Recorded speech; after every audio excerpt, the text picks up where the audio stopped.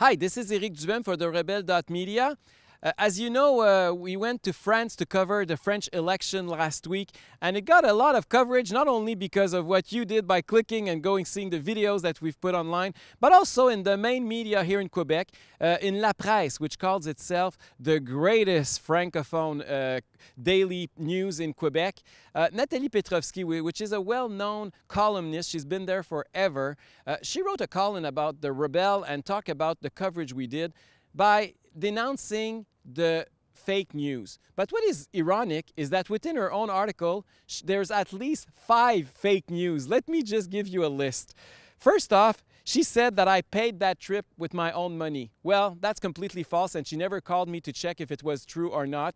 Actually, it was paid by you, people who generously gave to our fundraising campaign. Thanks so much for your generosity, but Ms. Petrovski obviously ignored that fact.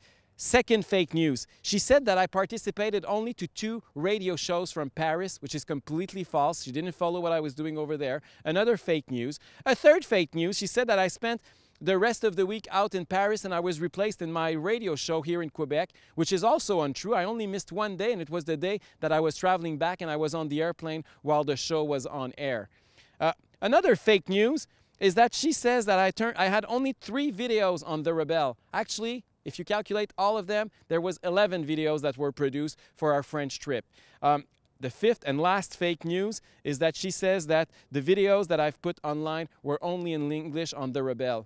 The reality is that there was 7 French videos and 4 in English, unfortunately for her and the facts. So that's, if it was only fake news, that would be one problem. But she goes even further, and she's also insulting a lot of people, starting with myself and finishing with you, believe it or not. First, she says that I bark when I'm at the mic.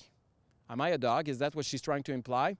She talks about Ezra Levant, our rebel-in-chief, and she says, and I quote, that he is, Ezra Levant, for the right wing, the Canadian right wing, a sinister little king of the right in English Canada.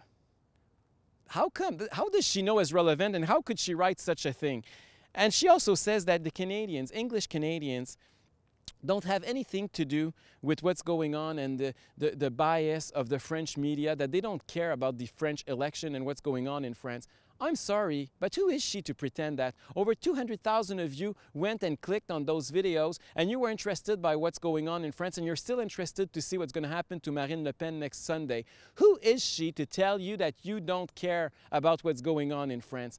I find that very sad, coming from a columnist that my grandmother loved when I was a kid. She, you know, as I said, she's been there forever.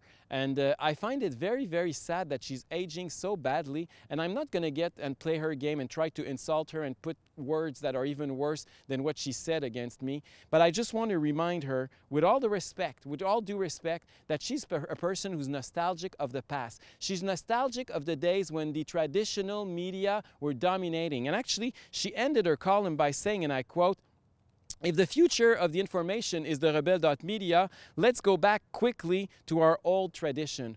Well, I'm sorry, Ms. Petrovski, but we're not going to move backward. We're going forward. You're part of the past, and the Rebelle is part of the future. This is Eric Duhem for the Rebelle.media.